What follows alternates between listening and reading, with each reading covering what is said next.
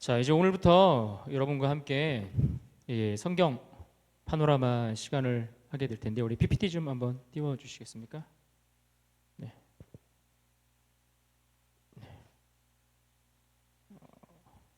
네.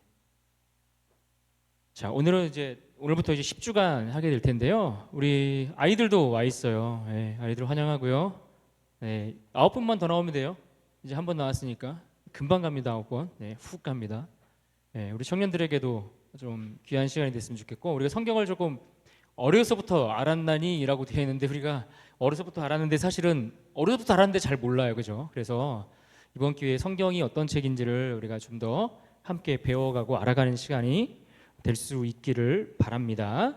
그래서 우리가 마지막까지 서로 격려하면서 우리 20주간을 달려갔으면 좋겠습니다. 사실 다른 교회에서 많이 하는 강좌이기도 하고 그런 특강이기도 합니다. 그래서 가장 성경에 대한 기초를 우리가 작업한다. 그래서 어떤 분들한테는 이 시간이 뭐야 다 아는 건데 뭐야 또 아는 거네? 새로운 게 없어 이렇게 얘기하실 분들도 있을지 모르겠어요. 그러나 또 어떤 분들에게는 진짜?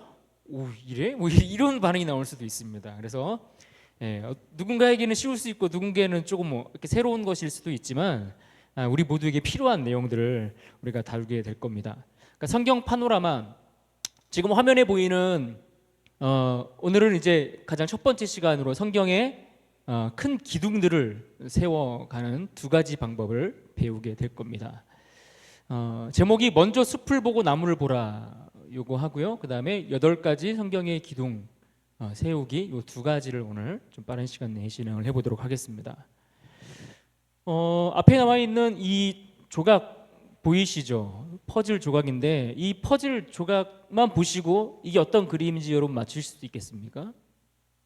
사실 여러분들이 퍼즐이란 걸 해보신 적 있죠? 막 1000피스짜리 이런 거 해보신 적 있으세요? 저는 아예 도전을 안 합니다.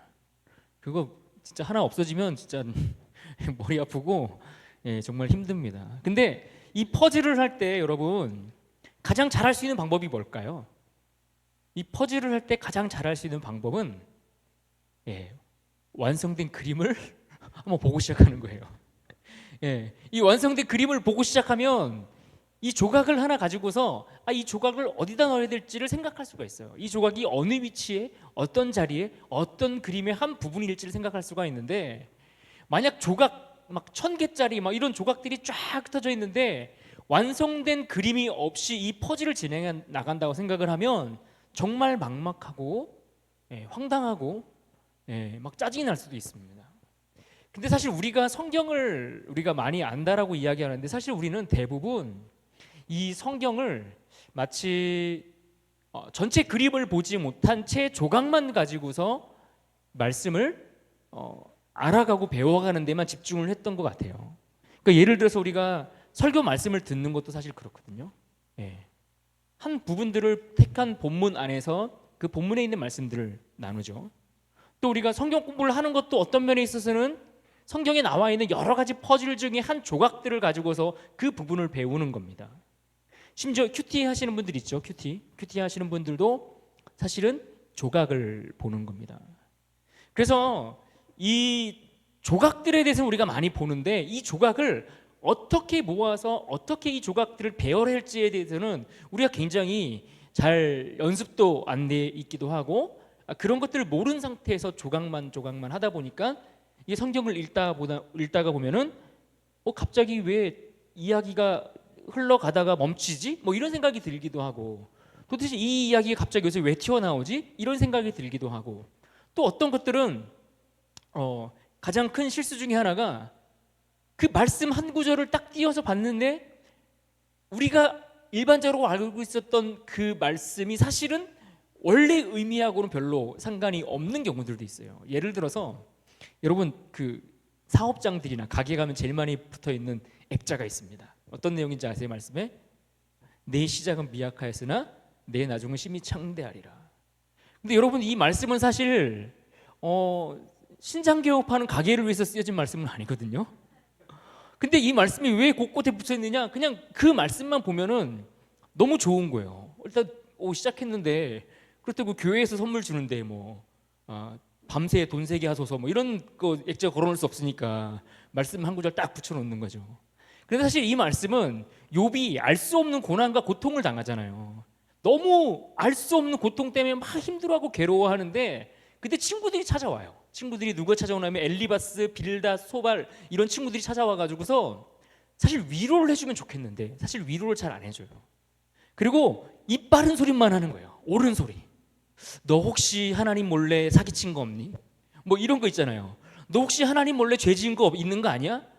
하나님은 이유 없이 너를 괴롭히시는 분이 아니잖아. 뭐 이런 식의 이야기들을 막 한단 말이죠. 그 중에 하나가 사실은 이 빌닷이라는 이 친구가 와서 첫 번째로 변론을 하는 그 타이밍에 욥에게 했던 말이 이 말씀인 거예요. 내 시작은 미약하였으나 내 나중은 창대하리라. 그러니까 지금 네가 괴롭더라도 하나님 빨리 회개하고 돌아와라. 이제 이렇게 얘기를 하는 거예요. 고난 중에 있었던 욥이 사실은 이 말씀을 듣고 위로가 됐겠어요? 우리는 이 말씀 들으면 막 위로가 되잖아요. 우리 가게가 좀 잘 될 건가 보다. 그러니까 이런 배경 없이 그 말씀만 딱 띄어서 이해를 하게 되는 경우가 그런 실수가 많고 또 하나 제일 잘하는 게 이제 누군가 이단들입니다. 이단들. 그러니까 이단들은 말씀 한 구절 한 단어 딱 끄집어 가지고서 그 단어만 연결해서 막 이야기를 해요. 그리고 듣고 있으면은 우리 이만희님이 죄송합니다. 뭐 하여튼 뭐 이렇게 막 헷갈리는 일들이 벌어지는 이유가 뭐냐면은 우리가 성경을 너무 조각으로만 보게 된다. 그래서 사실 우리가 할 일 중에 하나는 무엇이냐면 나무를 보기 전에 숲을 먼저 보는 훈련을 하려고 하는 겁니다. 그래서 항상 성경 전체 그림 안에서 이 조각이 어디 붙어 있느냐 이걸 생각하시는 게 굉장히 중요하다는 이야기를 하는 겁니다. 그래서 오늘 우리가 첫 번째 생각해야 될 것들은 우리가 두 가지 성경을 접근하는 방법이 있습니다. 요즘은 그 방송에서도 촬영할 때 예전에는 그 지미집이라고 그래가지고 삼각대 같은 이제 긴 막대기 같은 데다가 끝에다가 카메라를 달아가지고서 이쪽에서 이제 이제 촬영 기사들이 공중에서 이렇게 막 이렇게 띄워서 이렇게 화면을 넓게 촬영을 합니다. 근데 요즘은 그렇게 안 하잖아요, 그죠? 뭘로 합니까? 드론으로 합니다. 요즘은 다 드론으로 얼마나 멋지게 그냥 쫙 조정을 합니다. 비행기를 타고 우리가 하늘을 올라가 보면은 한눈에 이 도시가 보이죠. 그래서 김포공항이나 인천공항에서 비행기를 타고 쭉 올라가면은 도시가 한눈에 들어오기도 하고 어느 지역에 나무가 많은지 어느 지역이 나무가 없는 사막인지 이런 것들이 눈에 한 번에 들어온단 말이죠.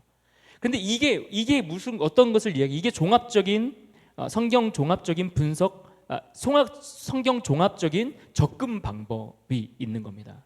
그러니까 하늘에서 촬영을 하는 것처럼 성경을 한눈에 쭉 둘러보면서 성경이라는 숲이 어떤 모양으로 어떤 색으로 어떤 느낌으로 있는지를 쭉 훑어보는 게 종합적인 접근 방법인 거예요. 그런데 또 다른 방법이 하나 있는데 이 방법은 왜 필요한가 하면은 우리가 높이 올라가서 촬영을 하다 보면 사람들이 어떻게 보여요? 굉장히 크게 보입니까? 아니요, 굉장히 작게 보여요. 사람이 굉장히 작게 보이고 점처럼 보이기는 하는데 그 점들이 도대체 무슨 점인지 알 수가 없어요. 그러니까 무슨 말이냐면 위에서 촬영을 하면 전체적인 그림은 볼 수 있어서 좋은데 도대체 이 나무의 생김새가 어떤지 이 꽃의 모양은 어떤지 또 이 꽃이 품겨주는 이 향기는 어떤 향기가 나는지를 알 수가 없다는 거예요. 그래서 성경을 볼 때에는 하늘 높이 올라가서 성경 전체를 둘러보는 종합적인 방법으로 접근하는 방법이 있고 또 하나는 분석적으로 접근한다. 이 얘기는 한마디로 무슨 얘기입니까? 꽃을 먼저 보는 거예요. 나무 안에 그 땅 곳곳에 내 주변에 있는 꽃을 하나 가지고서 연구를 하는 거예요. 그리고 그 옆에 있는 나무를 하나씩 선택해서 이 나무를 연구하는 방법. 그래서 작은 것부터 시작하느냐 아니면 큰 그림부터 시작하느냐 이 두 가지 접근 방법이 있다라는 것을 우리가 먼저 알고 가면 좋겠습니다. 그러면 여러분 질문합니다. 이 두 가지 방법 중에 어떤 방법이 성경을 공부하고 알아가는데 더 좋은 방법이고 더 우선적으로 해야 될까요? 영화하면 두 가지다. 둘 중에 하나 걸렸으면 좋겠다 이런 마음으로 잘 선택하셨습니다. 물론 두 가지 다 필요합니다. 그러나 굳이 우선순위를 먼저 둔다면은 사실은 성경 종합적인 방법으로 전체 그림을 한번 보고 아까도 퍼즐 말씀드렸잖아요. 전체 그림을 한번 보고 이게 성경이 전체에 말하는 그림이구나. 하나님이 이런 그림을 우리에게 보여주셨구나. 그러니까 성경은 하나님의 계시라고 그랬잖아요. 그러니까 계시라는 뜻이 무슨 말이에요? 하나님이 우리에게 보여주셨다. 보여주셨다. 그래서 하나님이 우리에게 보여주신 그림이 어떤 그림인지를 보고 그 다음에 이것을 하나씩 하나씩 접근해 가는 방법인 겁니다. 그래서 예를 들어서 이런 방법인 거예요. 종합적인 방법은 성경 전체의 그림을 보고 거기서 구체로 들어가서 신구약을 보고 그 다음에 신구약에 속해 있는 창세기, 출애굽기, 레위기 각 권을 보고 각 장을 보고 단락을 보고 문장을 보고 단어로 보고 밑에서부터 분석은 반대로 단어에서부터 접근해 가는 방식인 겁니다. 그래서 이 두 가지가 함께 맞물려서 성경을 공부하고 접근을 해야 말씀을 제대로 이해할 수가 있고 우리가 그 말씀을 엉뚱하게 해석하거나 적용하지 않을 수 있다. 네, 이 이야기를 먼저 드리고 시작을 하겠습니다. 특히 성경을 이렇게 한눈에 보는 것이 중요한 이유 중에 하나가 무엇이냐면 이 조감이라는 단어가 무슨 말이냐면은 성경에 조감이라고 써 있는데 조감이라는 단어는 새가 멀리 하늘에서 내려다보는 것처럼 전체를 한눈으로 바라본다 이렇게 이야기를 하는 겁니다. 그래서 성경 아까 얘기했던 것처럼 성경 전체의 그림을 보고 그 다음에 조각조각의 퍼즐들을 껴 맞춰 가는 것 이게 중요하다라는 이야기입니다. 성경이 몇 권으로 되어 있습니까? 66권. 훌륭하십니다. 자, 성경은 몇 장으로 되어 있나요? 안 세보셨어요? 집에서 시간 날 때 한번 세보세요. 창세기 1장, 2장, 3장, 4장, 50장, 출애굽기 40장 뭐 이렇게 한번 세보세요. 그 다음부터 몇 장인지 모르시겠죠.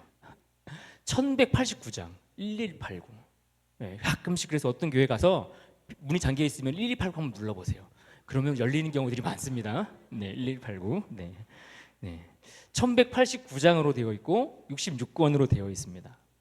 그래서 이 66권 중에 사실은 여기 앞에 나와 있는 이 무엇이냐면은 16권만을 지금 소개해 되어 있는데 창세기, 출애굽기 건너뛰어서 민수기, 여호수아서, 시가서, 여호수아서, 사사기, 사무엘상하, 열왕기상하, 그 다음에 에스라, 느헤미야, 마태, 마가, 누가, 요한, 사도행전 여기까지가 사실은 성경의 전체 이야기를 한 번에 쭉 연결해서 볼 수 있는 책들인 거예요. 그래서 성경 전체의 줄거리가 무엇이냐, 성경 전체의 줄거리를 알아가려면 요 책 순서대로만 쭉 보면은 성경의 이야기가 끊임없이 쭉 흘러갈 수 있게 되는 겁니다. 그래서 성경은 하나님이 우리에게 말씀하시고자 하는 것들이 굉장히 많은데 그 이야기를 압축해서 우리에게 그 핵심들을 알려주고 있는 것들이잖아요. 그래서 얼마나 잘 요약되어 있는지 이 창세기부터 사도행전까지 저 순서대로만 읽어도 성경이 어떤 내용인지를 그 스토리를 쭉 연결해서 이해할 수가 있다. 근데 중간에 문제는 뭐예요? 이걸 알지 못하니까 중간에 창세기, 출애굽기 그러다가 레위기 들어가면은 절망해서 성경 읽기 포기하는 거예요. 여기는 갑자기 출애굽기까지는 이야기도 나오고 사건도 나오니까 재밌는데 레위기쯤 딱 들어가면 뭐가 나와요? 막 제사 이야기 나오고 막 도대체 맨날 죽여. 맨날 뭐 양도 잡고 소도 잡고 자꾸 고기 먹고 싶은데 막 이런 생각만 들고 막 힘들게 하는 거죠. 그러다 갑자기 또 이제 어떻게 이렇게 졸다가 꾸벅꾸벅 하다가 레위기 읽고 나면 그 다음에 이제 민수기 가서 이제 또 새롭게 또 출발하다가 민수기 신명기 나가면 또 갑자기 뭐 옛날 이야기 다시 해요. 막 민수기에서 분명히 했는데 또 옛날 이게 또 나와. 그러니까 이게 헷갈리는 거예요. 근데 왜 그런지를 알려면 일단은 줄거리는 요 16권을 가지고서 읽으시면 우리가 접근하는데 좀 편리하게 성경 전체의 이야기들을 우리가 이해하고 갈 수 있다. 그래서 결국 창세기에서 시작된 이 이야기가 창조의 이야기로부터 시작해서 하나님 나라의 완성의 이야기까지가 쭉 직선으로 가게 되어 있는데 그 창세기부터의 완성되는 거기까지의 이야기 전체를 우리가 보면서 얻을 수 있는 유익이 무엇이겠습니까? 하나님이 이루고자 하시는 그 완성된 나라, 그리고 그 나라가 완성되기 위해서 어떻게 시작됐는지. 그러면 지금 우리는 이 창조와 완성된 그 사이 어느 쯤에 서 있을 거 아니에요. 그죠? 그러니까 오늘 우리가 살아가는 이 시대가 이 창조에서 완성까지 진행되어지는 하나님의 이 그림 속에서 우리는 어디쯤 살고 있을까? 이걸 생각해 볼 수가 있는 거예요. 그러니까 성경을 한 부분만 알면은 그냥 오늘도 예배 잘 드려라, 헌금 많이 해라, 뭐 전도 열심히 해라, 이런 단편적인 이야기들로만 이해하고 신앙생활이 그냥 무거운 짐이 되는 거예요. 그런데 이게 전체 그림을 알고 말씀을 대하면 하나님이 이런 그림 속에서 우리를 오늘 이런 모양으로 이 시점에 우리를 살아가게 하셨네? 그러면 나의 삶에 이 말씀들을 어떻게 적용해야 될지 생각이 달라질 수 있는 겁니다. 그래서 전체를 보는 것들이 중요하다는 겁니다. 그래서 뭐 교리다, 뭐 신학이다 이런 말들이 무엇인가 하면은 이 창조부터 완성까지 나와 있는 성경 전체의 이야기 속에서 필요한 주제들을 잘 정리해 놓은 게 교리들인 거예요. 예. 성경에서 하나님은 어떤 분인가 다 끄집어 가지고 정리해 놓은 거. 종말엔 어떤 일들이 펼쳐질 것인가, 이것들을 성경에 나온 얘기를 다 그 주제로만 모아 가지고 주제별로 정리해 놓은 게 교리 혹은 신학이라고 하는 겁니다. 그래서 신학교로 가면 성경책을 공부할 줄 알았거든요. 성경을 안 가르쳐 줘요. 신학교에서 성경을 안 가르쳐 줍니다. 창세기 펴놓고 공부하고 이런 걸 거의 없습니다. 예. 신학을 이제 배우는 거라서 조금 다른 그런 접근인 겁니다. 어쨌든 우리가 그래서 이러한 전체 그림을 보기 위해서 하는 것들이다라는 겁니다. 그래서 아까 앞에 나왔던 그 조각 몇 개 가지고서는 우리가 그 그림을 알 수 없지만 앞에 처음에 보였던 그 조각이 바로 요 그림에서의 세 조각을 아까 보여드린 거였거든요. 처음 시작할 때 이처럼 그 조각만을 가지고서는 볼 수 없지만 이 전체 그림을 보고 가면 요 조각이 저 오른쪽 위에서 세 번째 줄쯤 이 조각이 있는 거구나. 그래서 의미가 있는 거구나. 이렇게 이해할 수 있다라는 것을 여러분들이 이해하고 가시면 되겠습니다. 자, 여기까지 이해 못하신 분 손 들어보세요. 자, 이해 못해도 손 들기가 참 애매하죠 지금. 네. 특히 아이들이 손을 안 들고 있기 때문에 그렇죠. 네, 이해할 수 있습니다. 자, 여기까지 여러분 충분히 잘 이해하셨으리라 생각이 됩니다. 그래서 오늘부터 해서 10주가 이렇게 진행되는데 그렇게 길게 진행하지는 않고 짧게 할 겁니다. 할 건데 여러분들이 이거를 공부하기 위해서 가장 도움을 받을 수 있는 방법 중에 하나는 교재를 이미 구입하신 분들이 있어요. 제가 교재 순서를 가지고 그냥 쭉 진행을 하거든요. 그래서 교재를 한 번씩 다음 챕터를 읽고 오시면 제일 도움이 되고, 또 들으실 때 그냥 눈만 멀뚱멀뚱하지 마시고 뭔가 필기할 게 있으면 좋습니다. 자꾸 쓰고, 사람이 이 책에도 이제 그런 얘기를 하는데 사람이 3일이 지나면은 배운 것들을 기억하는 퍼센트가 3일이 지나면 그냥 읽고 지나가면은 3일 후에 10%밖에 안 남는답니다. 그리고 잘 듣고 있으면 3일 후에 한 20% 남는데요. 그런데 뭔가 참고하면서 읽기 시작하면은 30%, 뭐 보면서 듣기 하면은 50%, 제일 좋은 거는 뭐 큰 소리로 읽기, 아니면은 복습하며 암송하기, 뭐 이런 것들을 하면은 부가적인 것들 하면 더 많이 기억이 남는다는 겁니다. 그러니까 여러분들도 조금 의욕적으로 미리미리 책 가지고 계신 분들은 책도 읽어오시고, 또 들으실 때 뭐 필기 도구가 필요하시면 말씀하십시오. 볼펜 뒤에서 준비해 드릴 수 있습니다. 네, 이렇게 적으시면서 필요한 것들 메모하시면서 그렇게 따라오시면 좋겠다라는 것을 말씀을 드립니다. 자, 그러면 문제 나갑니다.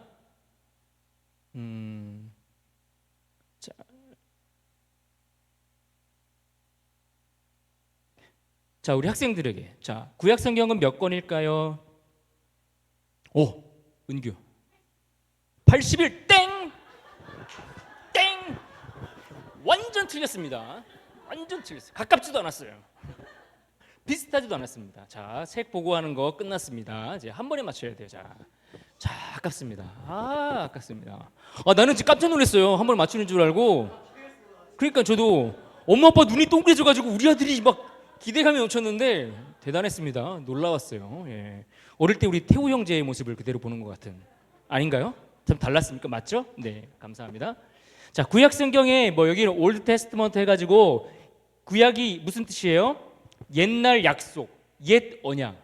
그러니까 지금 거보다 예전에 더 먼저 주신 하나님의 약속이라는 뜻이에요. 그러니까 올드 테스트먼트라고 돼 있는데 여기서 이렇게 그냥 번호를 붙였잖아요. 올드 하나 둘 셋, 그 알파벳 하나 둘 셋 해가지고 3 그 다음에 저기 테스트먼트가 알파벳 숫자가 9개, 그래서 3, 9, 그러니까 39권 이렇게 외우라는 거예요. 근데 뭐 이렇게 외우는 게 사실 도움이 될까 싶어요. 두 번째로, 자, 문제 나갑니다. 준호야, 신약 성경이 몇 권으로 되어 있을까? 27. 와, 훌륭하십니다. 이따가 마이쮸 줄게 내가. 이따 끝나고 꼭 와. 내가 마이쮸 있어. 내 가방에 있어. 내가 너 주려고 갖고 왔어. 자, 맞출 줄 알고. 자, 신약은 3 곱하기 9에서 27이래요. 네, 그런데 이거는 이제 외국 분이 써서 이렇게 하셨는데 우리는 그냥 3, 9, 27 이렇게 외웠어요. 3, 9, 27만 기억하시면 돼요. 그러니까 3, 9, 그러니까 구약은 39, 3, 9, 27, 27은 신약. 그럼 합치면 몇이에요? 66. 야, 훌륭하십니다. 훌륭하셔요. 네. 그래서 3, 9, 27 그렇게 외우시면 되겠습니다. 네. 간단한 걸 짚고 갔고요. 자, 그래서 우리가 첫 번째 오늘 배워야 될 중요한 하나의 포인트. 자, 세 골격으로 전체 성경을 나누어서 보는 겁니다. 세 골격을 어떻게 나누느냐? 네. 구약이든 신약이든 각각 역사, 체험, 예언 이 세 가지로 구분해서 보는 겁니다. 성경이 66권이지만 그것을 이 주제로 나누면은 총 세 가지 주제로 나누어진다는 거예요. 그러니까 17권이 역사에 해당되는 거예요. 구약에서의 17권이 역사에 해당되고 신약에서의 5권이 역사에 해당된다는 거예요. 그리고 구약에서의 5권과 신약에서의 21권이 체험에 관한 이야기이고 구약에서의 17권과 신약에서의 1권이 예언에 관한 말씀인 거예요. 예. 그래서 이렇게 보면 역사라고 했는데 구약에서의 역사가 어디서부터 어디까지일까요? 창세기부터 순서대로 해서 17권이에요. 예. 순서대로 쭉 나가서 17권이 거기에 해당되고 그 다음에 체험, 예언 이렇게 되어 있는데 이게 무슨 말인가 하면 이거를 그 다음 그림에서 보시면 이해하기가 좀 쉽습니다. 역사라는 것은 히스토리, 그래서 히스토리, 그래서 역사, 하나님의 이야기다, 뭐 이렇게 설명을 하기도 하는데요. 네, 이게 중요한 건 아니고요. 자, 여기서 보십시오. 자, 맨 위에 파란색으로 쓰여져 있는 1번부터 17번, 18번, 19번, 20번, 21번, 22번 여기까지가 역사에 해당되는 성경이다 이렇게 보시면 돼요. 그래서 창세기부터 출애굽기, 레위기, 민수기, 신명기, 여호수아 쭉 가서 에스더서까지가 역사 안에 포함되는 내용들을 다루고 있다 이렇게 보면 되거든요. 그리고 침묵기가 잠깐 흐르고 이따 설명을 할 겁니다. 그리고 나서 마태복음부터 요한복음 그리고 사도행전까지가 전체의 신약 성경의 역사입니다. 자, 그러면은 역사는 말 그대로 역사적인 사건들을 다루고 있죠. 그 역사, 그 시대에 실제로 있었던 사건들을 다루고 있어요. 그러면 아까 보았던 또 하나가 체험서라고 그랬어요. 체험서. 체험서는 무엇일까요? 체험서는 성도들 개개인이 경험했던 하나님에 대해서 그 삶의 자리에서 성도들이 직접 만난 하나님에 대한 고백과 삶의 문제들을 다루고 있는 내용들이 체험서인 겁니다. 그러니까 욥이라는 내용, 욥기서는 욥기서에 그런 내용들이 있죠. 욥기서, 시편, 잠언, 전도, 아가서 이런 데에 보시면은 그런 내용들이 담겨 있습니다. 뒤에 가서 또 할 거기 때문에 또 이야기를 넘어갑니다. 그리고 인간의 체험일 뿐만 아니라 그러니까 예언서는 거기에 비해서 예언서는 이제 하나님께서 선지자들을 통해서 그 민족 그 백성들에게 하셨던 당부하셨던 말씀들, 그들에게 기대하시는 말씀들 이런 내용들이 담겨져 있습니다. 그래서 이 그림을 가지고서도 성경 전체의 이야기를 나눌 수가 있는 거예요. 하나님이 창세기에서 천지를 창조하십니다. 그 천지를 창조하시고 3장에 가면 뱀에 의해서 유혹에 넘어져서 인간이 타락하죠.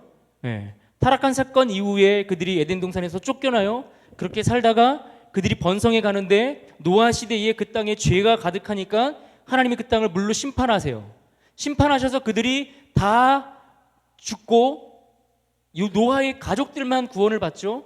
그러고 나서 또 그들이 번성해서 퍼져 나가면서 또 그들이 하나님 앞에 범죄를 저질러요. 그래서 그 안에서 하나님이 그들을 어떻게 하십니까? 바벨탑 사건을 통해서 다시 흩어버려요. 그렇죠? 그러고 나서 시간이 좀 지나서 하나님이 한 사람을 이번에는 택하세요. 누구를 택합니까? 아브라함. 아브라함을 택하셔서 아브라함을 통해서 한 민족을 이루게 해요. 그래서 그 민족을 이루기까지의 과정이 창세기예요. 그 창세기 제일 마지막에 나오는 인물이 누굴까요? 네? 얼버무리지 말고 또 이렇게 속으로 대답한다. 창세기 제일 마지막에 나오는 인물이 누구예요? 요셉. 정답이에요. 네, 찍었어요. 근데 딱 표정 보니까 찍었어요 지금. 네, 찍지 맙시다. 이 정도로 찍지. 자, 창세기 요셉으로 끝나요. 그 요셉이 사실은 자기 가족들을 데리고 어디로 가서 끝나는 겁니까? 애굽으로 올라가서 끝나는 거예요. 그런데 애굽에서 하나님이 그 민족이 노예로 살아가는데도 막 번성하게 하시잖아요. 그러니까 번성하게 하시니까 그 번성해가는 그 과정 속에서 그들을 이제 핍박하기 시작하죠. 위협을 느끼니까. 그래서 그들을 노예로 삼아서 더 고생시키게 하고 더 노역을 주고 막 이런 일들이 벌어지는 겁니다. 그래서 하나님이 출애굽, 그 애굽에서 모세를 통해 그 민족을 끄집어내는 거예요. 끄집어내서 이제 민수기로 끄집어내서 그 가나안 땅으로 가기까지의 그 과정을 다루고 있는 내용이 이제 레위기랑 민수기랑 신명기인 거예요. 그러니까 레위기는 출애굽한 백성들이 하나님을 어떻게 예배할 것인지 그 예배의 방법을 레위기에서 설명을 하고 있고, 그리고 그 백성들이 가나안 땅을 차지하게 될 건데 그 가나안 땅을 차지하게 될 그 백성들의 숫자를 헤아리는 책이, 계수하는 책이 민수기예요. 그 민수기는 계속 숫자만 나와요. 누가 몇 명이고 누가 몇 명이고 어느 지파가 몇 명이고 계속 숫자만 나와요. 그러다가 이제 신명기는 가나안 땅을 앞에 두고 지금까지 40년의 광야 생활을 되돌아보면서 모세가 마지막으로 유언처럼 설교를 하는 내용이 신명기입니다. 그래서 결국 그들이 가나안 땅에 들어가요. 그래서 시작되는 이야기가 어디예요? 여호수아서. 그럼 여호수아서에서 리더가 누구예요? 네, 여호수아. 아유, 대단하신데요. 모세 이후에 여호수아서에서 여호수아가 리더가 되어서 이스라엘 백성들을 가나안 땅에 정착하는 일을 해요. 그런데 정착했더니 얘네들이 잘 삽니까? 잘 못 살아요. 그래서 지멋대로 살아요. 그 얘기가 어디예요? 사사기. 그래서 자기 소견에 옳은 대로 행한다, 그 얘기가 나오잖아요. 그런데 그렇게 자기 소견에 옳은 대로 살아가고 있음에도 불구하고 하나님 앞에 신실하게 살아가려고 애썼던 사람이 있어요. 누구예요? 룻이라는 여인이에요. 그래서 이 룻이라는 여인을 통해서 가능성을 보여주는 거예요. 하나님의 사람을 통해서 하나님이 행하실 일들이 아직 그 소망이 끊어지지 않았다는 걸 보여주는 게 룻기예요. 그러면서 한 아이가 태어나는데 사무엘이 태어나요. 한나의 아이를 갖지 못했던 한나라는 여인이 하나님 앞에 정말 자신의 심정을 토로하는 그 기도 가운데 사무엘을 선물로 주시죠. 그리고 그 사무엘을 통해서 이스라엘을 다시 영적으로 회복시켜 나갑니다. 그런데 문제는 이스라엘 백성들은 계속 우리에게도 왕을 주십시오. 우리가 왕이 없으니까 다른 나라랑 맨날 치여 살고 맨날 고통당하고 어렵습니다. 왕을 주십시오 해서 왕을 주신 이야기가 사무엘상, 사무엘하. 누가 첫 번째 왕으로 세워집니까? 문제 맞추려고 했는데 아깝습니다. 이런 것도 빨리 대답하시네. 그 다음에 사울 다음에 세워진 왕이 누구일까? 아이들. 나 진짜 그런 거 누구야? 집사님. 아니 그런 거 집사님이 얘기하시면 안 됩니다. 그 정도 수준에서 우리가 더 어려운 거 맞히시고요. 그리고 문제 넘겨주세요. 그러니까 사울 다음에 다윗이 세워지잖아요. 그래서 하나님이, 다울은 실패한 왕이에요. 인간이 원해서 세워진 왕. 다윗은 누구예요? 하나님이 세우신 왕. 그래서 사실은 사울이 잘했냐 다윗이 잘했냐 이 문제가 아니라 하나님이 택하신 왕이 누구냐, 이게 중요한 거예요. 그래서 하나님이 그 이후에 열왕기 상하를 통해서 그 역사 왕들이 쭉 이어지는데 사울 실패하고 다윗이 세워지죠. 다윗 다음에 누구예요? 솔로몬.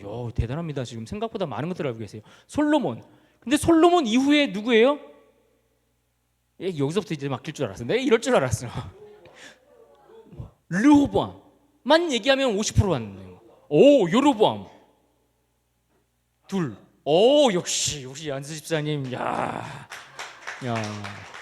근데 뭐 이게 박수까지 받을 만한 거는 아니고 또 그렇죠. 솔로몬 이후에 그 아들 르호보암이 이제 더 심하게 나라를 막 쪼여서 막 강경하게 정책을 펼치다가 여로보암과 나눠집니다. 그래서 남쪽이 남유다, 어느 지파 어느 지파?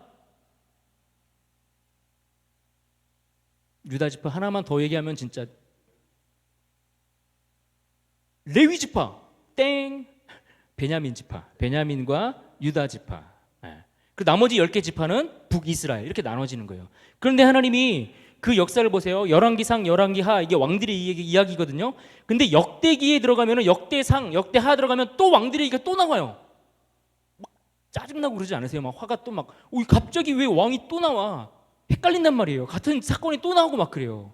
근데 왜 그런가 하면은 관점이 다른 거예요. 열왕기상, 열왕기하는 말 그대로 역사의 흐름에 따라 가면은 역대상하는 하나의 관점을 가지고 바라보는 역사서인 거예요. 그래서 이거는 하나님의 신학적인 관점을 가지고서 보세요. 그래서 거기에는 북이스라엘의 이야기 별로 안 나와요.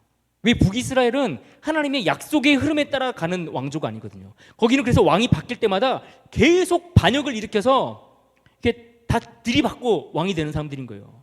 가서 칼 들고, 총이 없으니까 그때는 뭐 칼 들고 막 무기 들고 가서 막 뒤집어 엎어가지고 반역을 일으켜서 왕을 이어가는 왕조가 북이스라엘이에요. 그런데 남왕조는 한 번도 그 왕조가 바뀌질 않아요. 그러니까 왕조가 바뀌지 않았다는 얘기 뭐냐면은 대를 이어간다는 거예요. 왜요? 하나님이 다윗의 왕조를 영원하게 하겠다고 하셨던 그 약속 때문에. 그래서 다윗의 왕조가 쭉 이어져요. 그것을 보여주는 사건이 역대상하, 열왕기상하, 역대상하까지인 거예요. 그러다가 열왕기상하, 역대상하 저 안에서 결국에는 북이스라엘이 먼저 멸망해요. 언제 멸망합니까? BC 722년. 내가 다 가르쳐주네 뭐. BC 722년. 그리고 남유다는 몇 년도에 망해요? 한 100여 년 더 있다가 BC 586년에 멸망합니다. 그러니까 북이스라엘은 아수르라는 나라에 의해서 멸망하고 남유다는 바벨론에 의해서 멸망합니다. 그러니까 다 망했잖아요. 다 망했는데 하나님이 그 에스라서에 들어가면 그 포로로 끌려가서 망했던 사람들이 돌아오기 시작해요. 저희가 지금 아침에 보는 말씀들이 그 포로들이 돌아오는 그쯤을 얘기를 하는 거잖아요. 그래서 1차가 지도자가 누구였다고? 오늘 말씀 잘 들었나 봅시다. 자, 1차 지도자가 누구였어요? 1차 기한 때 스룹바벨. 역시 우리 선생님 출신 무시 못합니다. 교사 출신들은 정확합니다. 자, 2차 기한 때 에스라. 에스라 선지자. 여기 뭐 훌륭하십니다. 3차. 이거는 다 알아 우리가. 느헤미야. 이렇게 3차까지 해서 그들이 돌아오는 이야기가 에스라, 느헤미야, 에스더까지예요. 그러고 나서 침묵기가 흘러요. 그러니까 이스라엘의 역사의 흐름 속에서 하나님이 침묵기란 얘기는 뭐냐면은 아무것도 말씀하시지 않는 거야. 무려 몇 년 동안? 400년 동안. 집사님 제가 새롭게 보게 됩니다. 집사님을 400년 동안 침묵기가 흘러요. 그러다가 하나님이 새로운 인물들을 태어나게 하시는데 누구냐면은 세례 요한. 비슷한 시기도 누가 태어나요? 아기 예수님. 그리고 30년이 지난 즈음에 예수님이 본격적으로 사역을 시작하시면서 사복음서, 마태, 마가, 누가, 요한복음의 이야기가 펼쳐지는 겁니다. 이 땅에 하나님의 나라가 임하였다. 하나님의 그 메시아가 우리에게 약속대로 오셨다라는 것을 보여주지요. 그러고 나서 예수님이 십자가에 달려 돌아가시고 죽으셨다가 다시 부활하시고 사도행전 1장에 가면은 어떤 내용으로 시작해요? 예수님이 승천하시는 모습으로 시작해요. 그럼 예수님이 승천하시고 거기서 이야기가 끝났느냐? 그렇지 않아요. 왜요? 예수님이 승천하시면서 약속하신 게 있어요. 내가 떠나면 나를 대신해서 보혜사 성령을 보내주겠다고 약속하셨거든요. 제가 안 그랬습니다. 보혜사 성령님을 보내주셨어요. 그래서 보혜사 성령님을 통해서 이제는 예수님이 그들과 함께 하시다 예수님이 떠나고 나니까 이제 누가 함께 하는 거예요? 성령 하나님이 함께 하시는 거예요. 그 성령 하나님과 함께 하시면서 또 다른 역사가 쓰여져 가는데 그 이야기가 사도행전인 거예요. 그래서 성령이 임하고 교회가 시작되죠. 베드로가 설교 한 번 하니까 3,000명, 4,000명씩 막 회개하고 돌아오는 거예요. 제가 그랬으면 좋겠거든요. 설교 한 번 했는데 막 오고 그랬었는데 그런 일들이 이루어지면서 교회가 시작이 됩니다. 그리고 그 이야기가 사도행전에 보면 어떻게 교회들이 세워지는지가 다 나와요. 그런데 보세요. 이 이야기 흐름 속에서 창세기 밑에 있는 욥기, 이 욥기는 왜 욥기가 창세기 밑에 있느냐? 자, 눈을 뜨고 들으셔야 되는 건데 원래 묵상하시는 겁니까? 예, 창세기 밑에 욥기가 써 있는 거는 욥기가 그 창세기 시대, 그 족장 시대 때 쓰여진 개인의 어떤 체험을 담고 있는 이야기가 욥기입니다. 그러니까 인간의 고통의 이야기를 다루죠. 그리고 시편은 그 고난과 고통의 인생을 살아가면서 하나님의 자녀들이 하나님을 어떻게 예배해야 되는지 그 예배의 간증 고백들이 있는 것들이 시편이에요. 그 잠언과 전도서는 일상생활 속에서 필요한 어떤 말씀의 원리들을 가르쳐 주는 게 잠언, 전도서. 그리고 아가서는 가정 안에서 특별히 남녀 간의 사랑을 통해서 하나님의 사랑을 배워가게 하시고 어떻게 사랑해야 되는지를 알려주는 말씀. 그리고 이 개인적인 체험들이 그래서 욥기, 시편, 잠언, 전도, 아가서가 그 안에 맞물려 있는 거예요. 그 밑에. 그러면 예언서라고 하는 것들은 아까 열왕기, 상하 여기서부터 시작해서 왕들이 세워지잖아요. 그 왕들이 세워져서 이스라엘의 왕조가 쭉 흘러갈 때 그때마다 하나님께서 선지자들을 통해서 그 민족들에게 하고 싶었던 말씀이 있는 거예요. 하나님이 세우신 그 나라가 어떻게 가야 되는지를 자꾸만 말씀하시는 거예요. 그래서 이 예언서들의 말씀을 통해서 이스라엘 백성들에게 하고 싶으셨던 하나님의 말씀들을 이야기하시죠. 하나님이 기대하시는 바가 무엇인지. 그리고 말 그대로 그들은 그 이야기들을 통해서 이스라엘 백성들은 하나님께 어떤 기대를 가지고 살아가는지를 보여주는 거예요. 그런데 실제로 이스라엘은 어땠습니까? 실패했습니다. 하나님을 알아가고 배워가는 일에 실패하고 맙니다. 그게 이렇게 맞물려 있고 그 다음에 이제 신약으로 가서 사실은 이 로마서부터 유다서까지 내용들을 쭉 보시면은 이 내용들은 모두가 사도행전 안에 거의 들어가 있어요.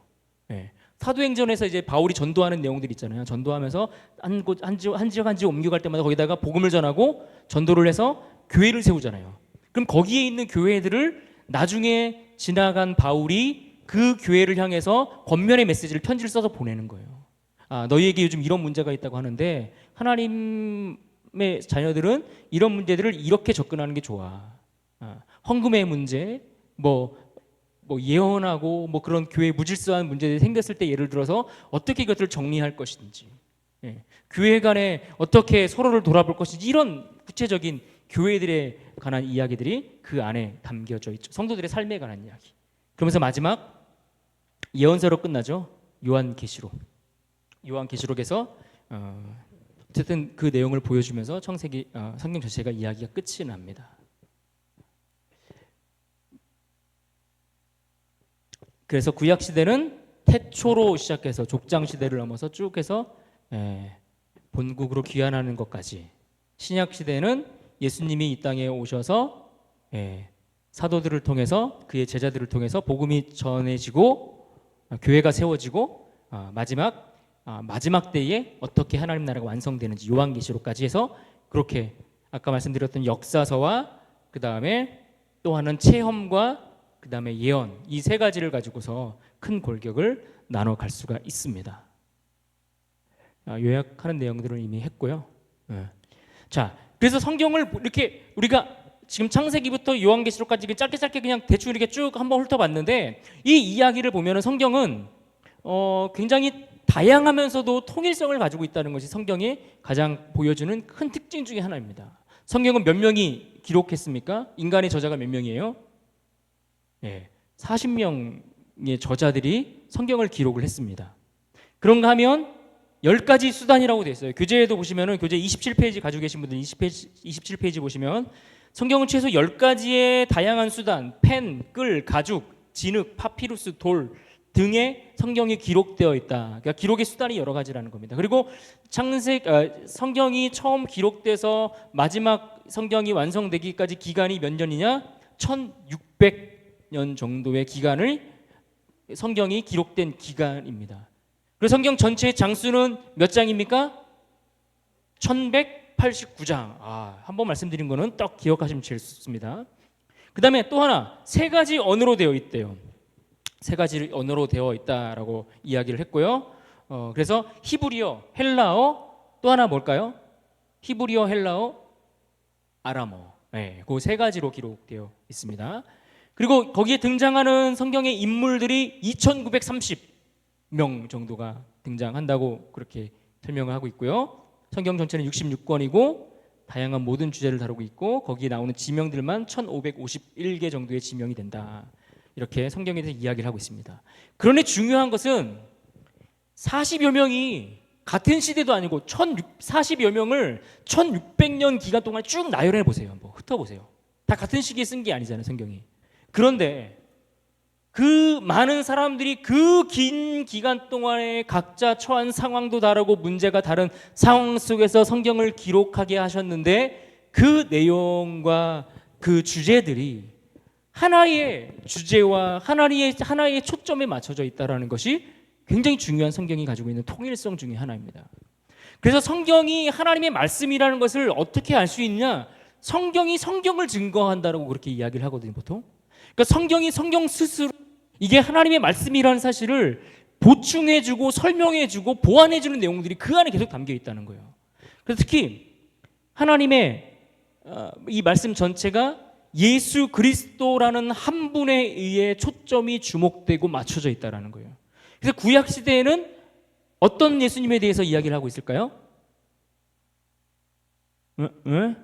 오실 예수님. 네, 오실 예수님. 그러면 신약 시대의 예수님은 어떤 예수님입니까? 오신 예수님. 그리고 하나 더 붙여야죠. 다시 오실 예수님. 네. 그래서 예수 그리스도를 중심으로 하나님이 이 세상의 완성을 위해서 메시아를 보내주시겠다. 예수님을 보내주시겠다. 그리고 그 예수님이 오셨어요. 그리고 그 예수님이 다시 승천하시면서 너희가 본 것처럼 내가 다시 오겠다라고 약속하고 가셨죠. 그래서 우리는 이 약속의 말씀을 믿고 살아가는 자들인 겁니다. 그래서 성경은 이처럼 예수 그리스도라는 그 한 분께 초점이 맞춰져서 성경 전체가 그렇게 기록되어 있다라는 정도를 우리가 알고 이해하시면 되겠습니다. 자, 기지개 한번 피겠습니다. 허리 쭉 펴고. 네, 금방 끝납니다. 자, 이거 특별한 내용 넘어가고요. 얼마나 잘 알고 있나? 잘 알고 계시니까 넘어가겠습니다. 자, 그 다음 PPT 한번 띄워주세요. 네. 자, 지금 우리가 세 가지 기둥을 가지고 살펴봤어요. 뭐였어요? 첫 번째가 뭐였어요? 역사, 체험, 그 다음에 예언. 이 세 가지 기둥을 가지고 봤습니다. 근데 이번에는 똑같이 성경을 볼 수 있는데 이걸 조금 더 세분화시키면은 신약, 구약 다 나눠서 각각 이것을 8개의 기둥으로 성경을 잡아서 이해하기 쉽습니다. 그래서 보통은 이 8개 기둥으로 보통 성경을 다 배우고 이해하고 분류하는 것이 가장 일반적입니다. 어떻게 일반적으로 성경을 분류하는가?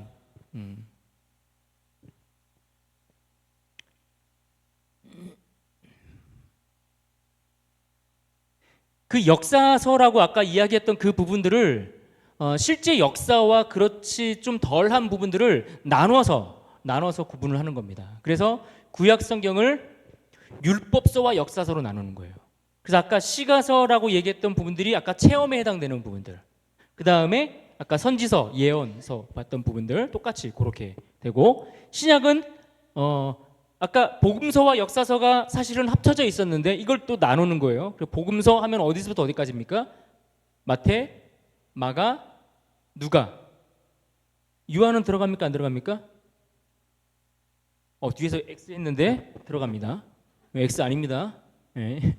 네, 들어갑니다. 그래서 공간 복음 하면은 마태, 마가, 누가 이렇게 얘기하는 거고, 그냥 복음서 하면은 요한복음까지 사복음서를 이렇게 들어가는 겁니다. 그래서 그 복음서와 그다음에 역사서는 사도행전이 되겠죠. 그렇게 분류해서 성경을 이해할 수 있습니다. 자, 그러면 간단하게 우리가 하나씩 살펴보면, 자, 율법서라고 했는데 율법서는 어떤 책들이 여기에 포함될까요? 자, 처음부터 불러보세요. 자, 율법서에 해당하는 책. 자, 시작. 장난하는 거죠, 저랑 지금 장난하시는 거죠. 장난하는 거. 자, 다시. 자, 율법서 시작. 창세기, 출애굽기, 레위기. 민수기는 빼나요? 민수기 안 됩니까, 성경제? 예. 예, 민수기 들어갑니다. 예. 그다음에 신명기까지. 거기까지 이것을 모세오경이라고 이야기를 하고요. 모세가 기록했다고 해서 모세오경이라고 이야기를 하고 이것을 좀 더 멋있게 표현하기 위해서 율법서라고 이야기를 합니다. 율법서가 왜 중요하느냐? 율법서는 시작을 이야기하죠. 시작을 이야기하면서 사실은 이 안에 완성까지 다 이야기하고 있어요. 하나님이 시작한 그 인류가 어떻게 망했고 다시 회복될 수 있는 방법이 무엇인가를 이야기하고 있는 게 율법서예요. 그래서 성경의 모든 내용은 이 율법서를 기초로 해서 시작됩니다. 그래서 구약 성경을 이해하려면 이 율법서를 잘 이해하면 그 나머지는 그 안에서 살아가는 거예요. 그러니까 이스라엘의 역사들도 사실은 그 나라를 어떻게 세워가고 이어가고 만들어갈 것인가 율법서에 나와 있는 내용을 가지고서 그 나라를 운영해가고 그 나라를 세워가면 되는 거예요. 그 이야기를 하고 있는 게 율법서입니다. 그래서 집을 짓는다고 했을 때의 율법서는 말 그대로 하나의 토대, 기초, 반석과 같은 역할을 하는 게 율법서라고 볼 수가 있습니다. 그래서 창세기, 출애굽기, 레위기, 민수기, 신명기까지 이렇게 5개 여러분 꼭 잊지 마시기 바랍니다. 자, 우리 어린이들에게 다시 한번 묻겠습니다. 율법서에 해당되는 책 5개.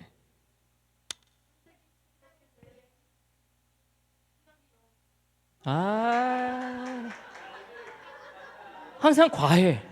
애가 아직 에너지가 넘쳐가지고요. 과해요, 과해. 멈췄어야 되는데 이게 안 돼. 절제가 좀 중요하거든요, 이게. 여러분 참 기도 많이 해주십시오. 네. 예. 신명기까지 했으면 내가 오래 하려고 했는데 너무 과했습니다. 네. 신명기까지. 그래서 이 안에 보면은 이제 가장 큰 하나님의 계명 2가지로 정리할 때도 그 내용이 나오잖아요. 하나님을 사랑하고 목숨을 다하고 주어요. 하나님을 사랑하는 거. 그다음에 내 이웃을 내 몸같이 사랑하라. 큰 계명도 이 율법서 안에 나와 있는 원리인 거예요. 그래서 그 성경에 보면은 그 열매를 딸 때에도 가장자리나 그런 것들까지 싹 따지 말고 남겨두라. 이게 왜냐하면 이제 가난한 사람들이 지나가면서 따먹을 음식들을 남겨두라는 말씀들을 하시잖아요. 이게 내 이웃을 내 몸같이 사랑하라는 그 말씀의 원리를 적용해서 그 이야기들을 하시는 거거든요.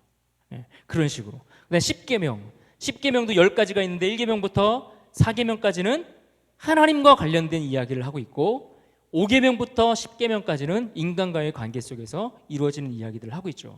그러니까 하나님이 어떤 분이신지, 하나님이 우리에게 어떤 삶을 기대하시는지 그 모든 기초가 어디에 나오느냐? 바로 이 율법서에 나온다라고 이해를 하시면 되겠습니다. 자, 그러면 그 다음에 역사서입니다. 역사서는 여호수아서부터 에스더까지 쭉 나오게 되는데 하나님의 성품과 인간을 향한 하나님의 계획이 한 나라 안에서 어떻게 적용되고 이루어져 가는지를 보여주는 거예요. 그러니까 하나님이 어떤 나라를 선택하셨습니까? 이스라엘이라는 나라를 선택하셨어요. 그죠? 아브라함으로부터 시작해서 한 민족을 이루게 하시잖아요. 한 나라를 이루게 하세요. 그런데 하나님이 택하신 그 나라를 통해서 하나님이 아까 말씀하셨던 율법서에 나와 있는 하나님의 정신, 하나님의 말씀, 하나님 진리의 그 말씀되는 그 원리가 그 나라 가운데 어떻게 적용되고 이것들이 이루어져 가는지를 한 나라의 역사를 통해서 보여주는 게 역사서의 이야기입니다. 그래서 실제로 이스라엘은 하나님의 기대와 상관없이 그들 역사 속에서 제대로 실천하지 못하는 것을 우리가 말씀을 통해서 많이 보게 되죠. 네. 그래서 사실은 참 안타까운 것이 이제 이스라엘의 역사 속에서 하나님이 희년제도 같은 것들을 만드셨잖아요. 희년제도라는 게 뭐냐면은 50년째 되는 그 해에 모든 것들이 자유를 얻고 다 자기를 집으로 돌아가는 거예요. 예를 들어서 내가 땅을 누구에게 팔았든 내가 종으로 팔려갔든 다 원래 위치로 다 돌아가는 거예요. 그러니까 하나님의 그 회복의 개념들이 희년 제도라는 건데 이스라엘 역사 속에서 한 번도 그 희년 제도가 제대로 지켜진 적이 없다고 이야기를 하죠. 예. 특별히 이스라엘의 역사를 들여다보면 마치 롤러코스터를 타는 것처럼 순종과 불순종의 그 높낮이를 오르고 내리면서 반복되는 이야기들을 보여줍니다. 그래서 이 이야기를 통해서 오늘 우리의 현실을 바라보게 하는 겁니다. 아, 이렇게 가니까 결국 망하는구나. 이렇게 가니까 하나님이 기뻐하시는 방향으로 갈 수 있구나. 이렇게 우리의 삶을 돌아볼 수 있게 하는 그런 기준이 되어주고 우리에게 보여주는 것들이 바로 이 역사서에 해당되는 말씀이라고 볼 수 있습니다. 그래서 구약은 사실은 필요 없는 말씀이 아닙니다. 구약은 굉장히 중요하고요. 구약에 오늘날 이 시대에도 적용해 볼 만한 아주 중요한 원리들이 굉장히 많이 담겨져 있습니다. 그래서 구약이 양이 사실은 신약보다 훨씬 많잖아요. 그래서 풍성한 내용들이 많이 있는데 또 관심 있게 볼 필요가 있습니다.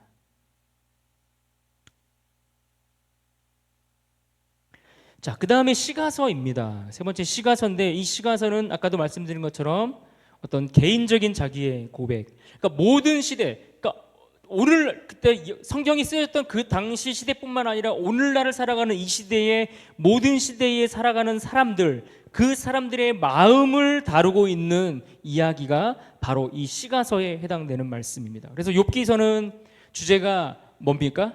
욥기서의 주제가 뭐예요? 고난, 고통, 고난. 그게 욥기서의 주제예요. 자, 그러면 시편은 아까 제가 뭐라고 그랬어요? 시편은 어떤 거라고요? 하나님을 예배하는 인간의 고백들, 그렇죠? 그래서 박해를 당할 때, 고난을 당할 때 믿음의 사람들이 어떻게 그 믿음을 지켜가며 하나님을 예배하는지를 보여주는 그 삶에 묻어 있는 고백들. 그래서 제가 그 학부 때 신학교 다니면서 제 같이 동생들이 있었는데 굉장한 동생들이 많이 있었어요. 집에 뭐 빚이 막 10억, 6억 막 이렇게 있는 친구들이 몇 명 있었어요. 근데 사실 성경 시험을 보면은 문제가 제일 어렵게 나올 때가 언제냐면은 시편 이런 데서 문제가 나오면은 너무 어려워요. 시편은 다 비슷한 말이에요. 다 여호와를 찬양하라. 하나님은 선하시다. 하나님의 인자하심이 끝이 없고 그 얘기가 얼마나 많이 나오는지 몰라요. 근데 뭐 말씀 하나 딱 띄워놓고서 이게 어디 나오는 말씀이냐 뭐 이런 거 쓰라고 그러거든요. 근데 놀랍게도 그 두 친구는 이걸 다 적더라고요.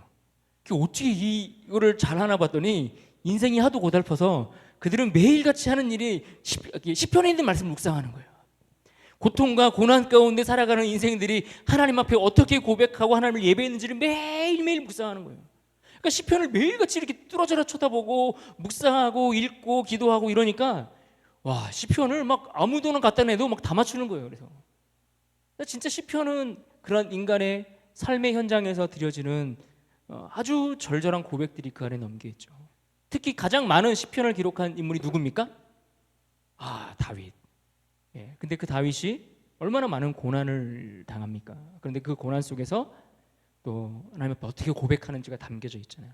그러니까 그것을 통해서 오늘 우리의 삶이 위로를 받고 힘을 얻는 거죠. 마찬가지로 잠언은 어떻습니까? 일상에서 실질적인 문제들을 다루고 있습니다. 그래서 일상에서 필요한 실질적인 문제들, 지혜들 이런 것들을 다루는 게 잠언이고 비슷하게 또 전도서가 있는데 전도서는 이 땅에서 우리가 삶을 살아갈 때에 우리가 붙들어야 될 가장 중요한 가치가 무엇인가를 얘기하는 거예요. 그래서 세상에 있는 것들에 대해서 헛되고 헛되니 모든 것이 헛되다 이 이야기를 하잖아요. 그래서 이게 허무주의를 이야기하는 것도 아니고 뭐 이렇게 잘못 오해할 수 있는데 성경은 결코 허무주의를 이야기하지 않습니다. 이 땅에서 진짜 가치 있는 것이 무엇인지를 알려주는 거예요. 변하지 않는 가치가 무엇이냐. 그게 전도서입니다. 그리고 아가서는 남녀 간의 성을 다루는 것 같지만 사실은 그 남녀 간의 사랑의 이야기를 통해서 하나님과 그 자녀들 간의 사랑의 이야기를 들려주는 이야기가 아가서이지요. 자, 이렇게 볼 수가 있습니다. 자, 그렇다면 시가서입니다. 시가서가 아니죠. 죄송합니다. 예언서입니다. 예언서는 말 그대로 선지서라고 우리가 이야기하기도 하고요, 예언서라고 하기도 하고, 예. 많은 선지자들의 이야기가 소개되어 있습니다. 그래서 이스라엘에, 그래서 나중에 한번 또 공부할 기회가 있을 텐데, 그때는 각 시대마다 그 시대에 활동했던 선지자들 여기서 딱 분류할 수가 있거든요. 그렇게 하면은 이 왕 때에 이런 선지자들이 활동했구나, 예. 그런 거 같이 좀 보면 재미있을 텐데. 근데 이제 예레미야 애가는 어떤 말씀인지 아시겠습니까? 예레미야 애가는, 예레미야가, 예, 애가 울면서 부른 노래입니다. 그러니까 왜 울면서 불렀느냐? 예레미야가 예루살렘이 멸망하는 그 모습을 지켜보면서 울면서 하나님 앞에 노래했던 이야기가 예레미야 애가예요. 예, 그래서 저렇게 저것만 저게 그 선지서 중에서도 띄어서 그렇게 해놓은 내용들입니다. 그래서 하나님께서 이 선지자들을 통해서 이스라엘에게 향하신 하나님의 마음이 무엇인지를 보여주기를 원하시는 거예요. 예. 어떻게 살아가기를 원하시는지, 이 땅 가운데 어떻게 나라가 정의롭게 이 나라를 세워가고 백성들이 어떻게 그들 가운데 세워질 수 있는지, 이런 이야기들을 들려주고 있고, 말 그대로 이스라엘은 하나님을 향하여 선지자를 통해 하나님 나라를 기대하게 하는 내용들이죠. 예. 그래서 예언의 말씀들이 있는 거예요. 근데 예언이라고 그래서 성경 속에서 주로 예언이라고 할 때 이야기는 오늘 너 끝나고 가다가 오른쪽으로 돌아서 뒷길로 돌아가라, 이런 게 예언이 아니에요. 성경에서 하시는 예언의 기본적인 의미는 뭐냐면 하나님의 말씀으로 시대를 분별하는 거예요. 예. 하나님의 말씀을 통해서 이 시대를 어떻게 해석하고 바라보고, 그래서 어떻게 이 나라가 가게 될 것을 예견하는 거죠. 그게 성경에서 말하는 예언의 기본적인 개념입니다. 그래서 뭐 예언이라는 게 아예 없다, 저는 그렇게까지 이야기하고 싶지는 않지만, 너무 그런 것들을 쫓아가시면은 좀 그래서 어려운 부분들도 있다라는 것들을 조금 이렇게 주의하시면 좋겠다 생각이 들고요. 그래서 기본적으로 성경에서 말하는 이 예언서는 그렇게 하나님의 말씀을 통해서 그 시대를 향한 하나님의 어떤 생각들, 마음들을 보게 해주시는 것들이 예언서다, 그렇게 이해하시면 됩니다. 자, 그러면 이제 여기까지 하면 구약이 끝나죠? 그럼 구약의 네 기둥이 끝난 거예요. 그러면 이제 신약으로 넘어가면 다시 그 다음에 뭐가 또 나와야 돼요? 그 다음 5번째 기둥은 뭐가 나와야 돼요? 아까 보여드렸는데, 자, 역사서가 다시 또 나오는 거예요. 예, 그게 이제 복음서인 거죠.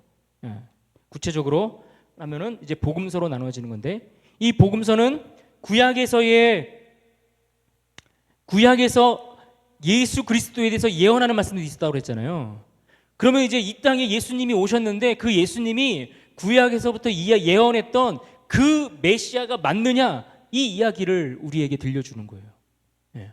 정말 그가 우리를 구원할 자가 맞느냐, 그 이야기를 들려주는 거예요. 그러니까 구약 시대에 하나님께서 특별히 기름을 부어서 세우신 직분, 3가지 직분이 있습니다. 하나는 왕, 또 제사장, 선지자. 그런데 예수님은 실제로 왕으로서, 선지자로서, 제사장으로서 역할들을 하시지요. 그 내용들이 사복음서 안에 나타나 있는 거예요.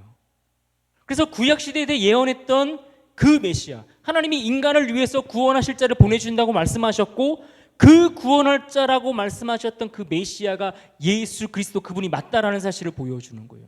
그래서 사복음서 안에 마태, 마가, 누가, 요한복음이 있는데, 마태는 주로 그 유대인들을 대상으로 쓰여졌다면, 예. 누가복음은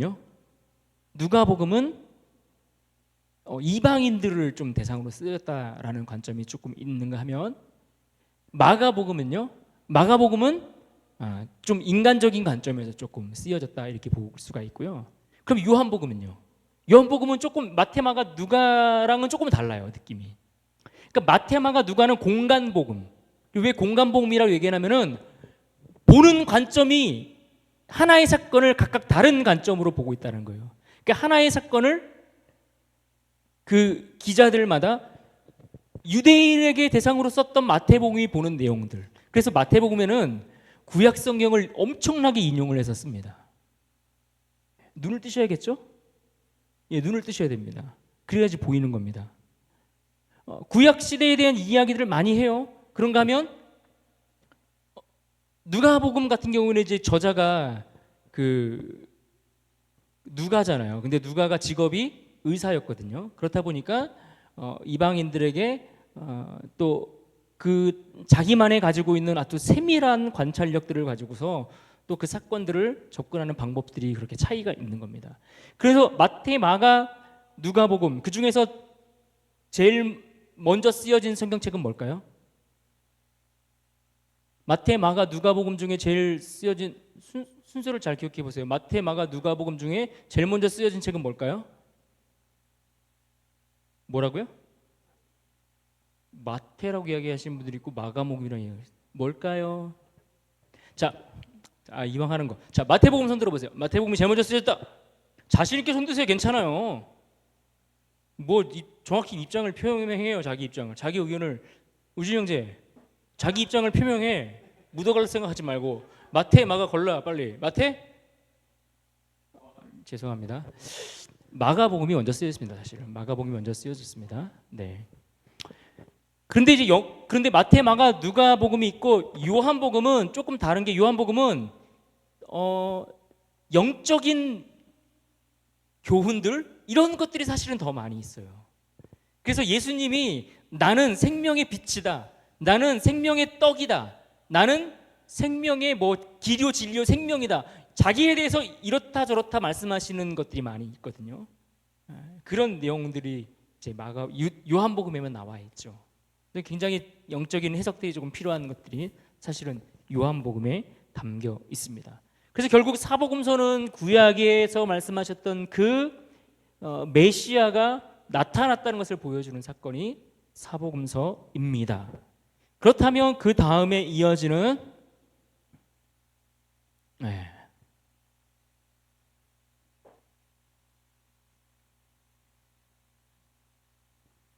역사서의 내용들을 보면 이 역사서에는 교회가 말 그대로 예수님이 승천하신 이후에 어떻게 남겨진 제자들이 그 예수님의 말씀을 따라 살아가는지를 보여주는 겁니다. 그래서 바울의 전도 여행이 시작되잖아요, 그죠?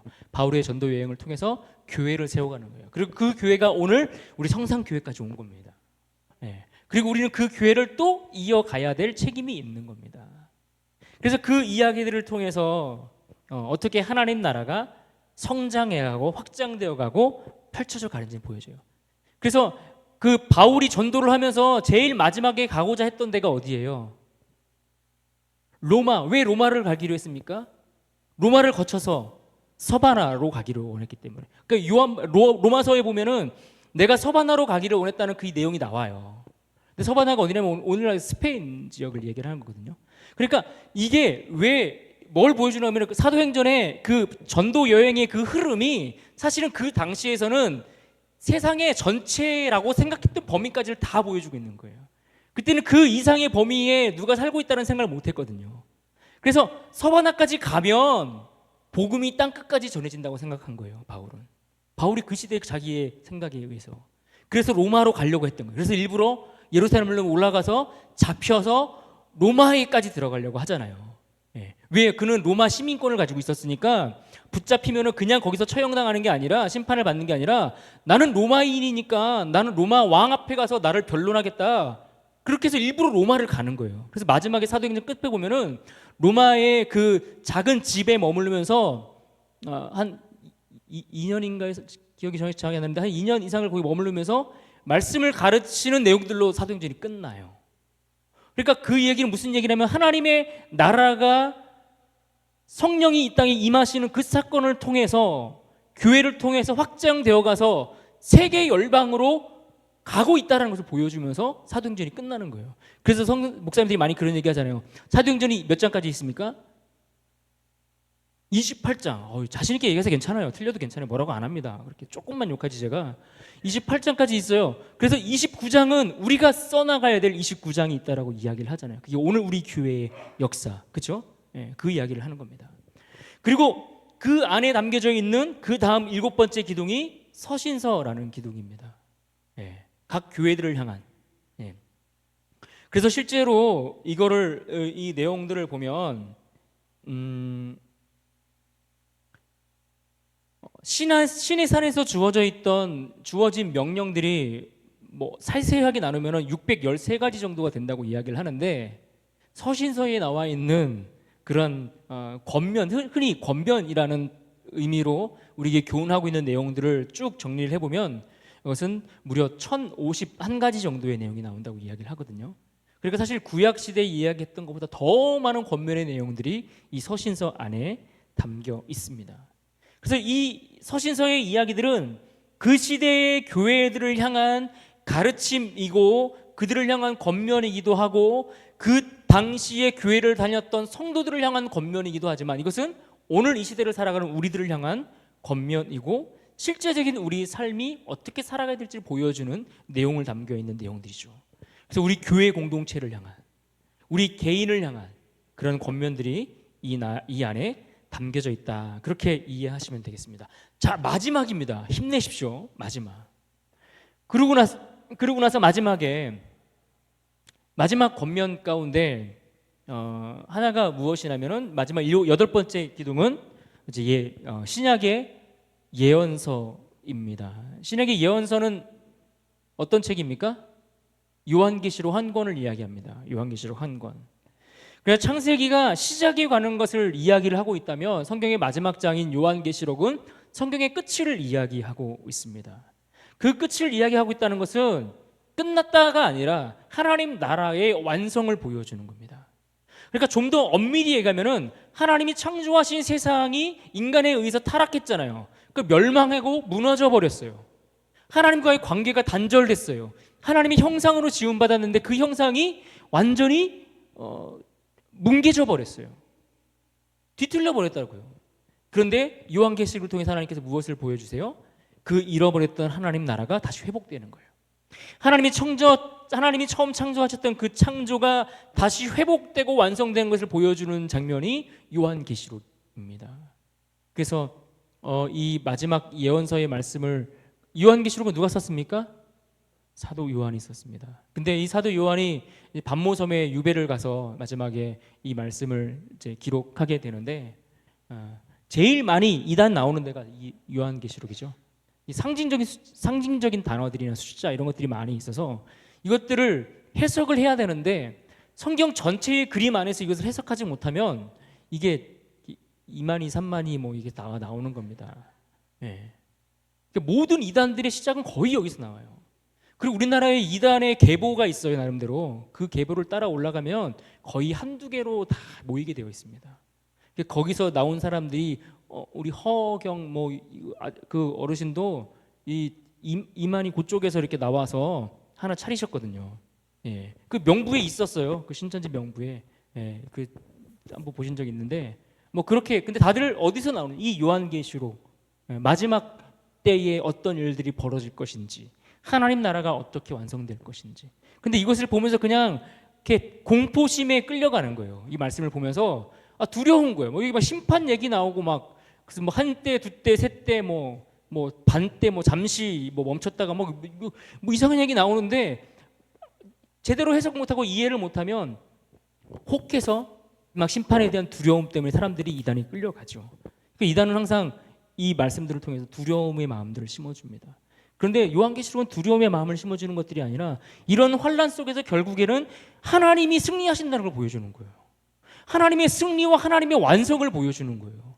그래서 마지막 장으로 가면은 생명수 강이 흐르고 거기에 생명나무의 열매들이 무성히 맺혀지고, 그래서 새 하늘과 새 땅이 창조되어지는 그 장면을 보여주면서 성경이 마무리가 되죠.